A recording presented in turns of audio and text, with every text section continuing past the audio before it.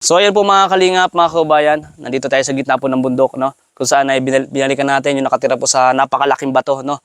Mga kalingap. Pagka unang tingin mo talaga parang kakabahan ka o matatakot ka dahil sa napakalaking bato po na ito at yung pong ibabaw ay puro sukal at saka po kahoy ano.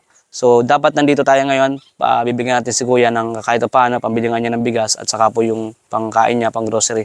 So hindi namin naabutan ano, mga kababayan. Kaya ito, pero parang kakaalis lang din niya, yung pinagtulugan nandito. Walang pinto, walang dingding. Kakaiba po ito mga kababayan, no? So, grabe. Sana mamaya babalikan namin ito ulit. Unahin namin na sa may kalahatian po ng bundok. At papakita ko muna sa inyo yung pong ano ni tatay, no? Ito po si Kuya pala, no? Dati pa na-vlog natin ito. So ngayon binilikan natin para sana bigyan ng kahit kapapaano pambili ng bigas. Baka wala siyang pagkain. Nag-uuling po yun si Kuya, trabaho niya. Ito, pakita ko po sa inyo yung kanyang tinutulugan na sabi kong parang paunang tingin kakabahan ka o matatakot ka dahil nga walang pinto, wala talaga po. So pakita ko sa inyo mga kalingap. So ito po, ayan po. Actually dalawang bato po yan, may malaking bato din sa kabila.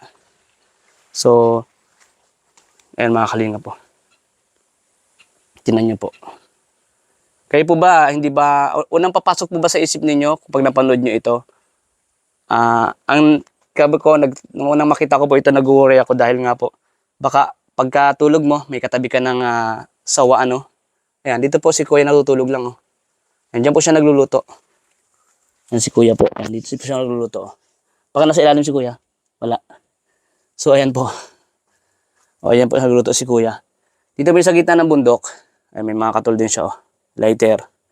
So wala po si Kuya. Siguro babalikan natin mamaya. Maraming salamat po sa lahat ng ating vlogs na ito. Dito po kay Kuya ano. Mag-live sa anak ko kaso di po makapag-live dahil nga po walang signal. So salamat po sa lahat ng nanonood.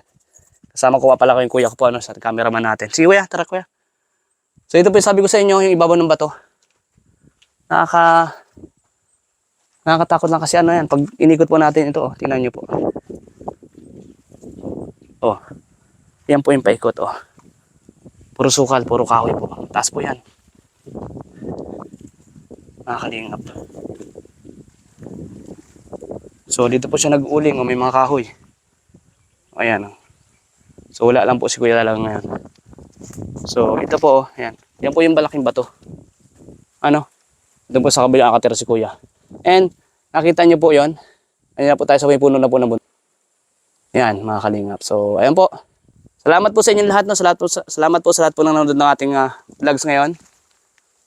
Mga kalingap, mga kabayan.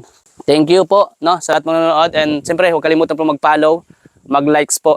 Maraming salamat. Happy 500,000 followers na po tayo. 500,000 followers. Maraming salamat sa inyo pong lahat. Sabi ko hindi ko na mararating yan kung hindi po dahil sa inyong lahat. Kaya, thank you.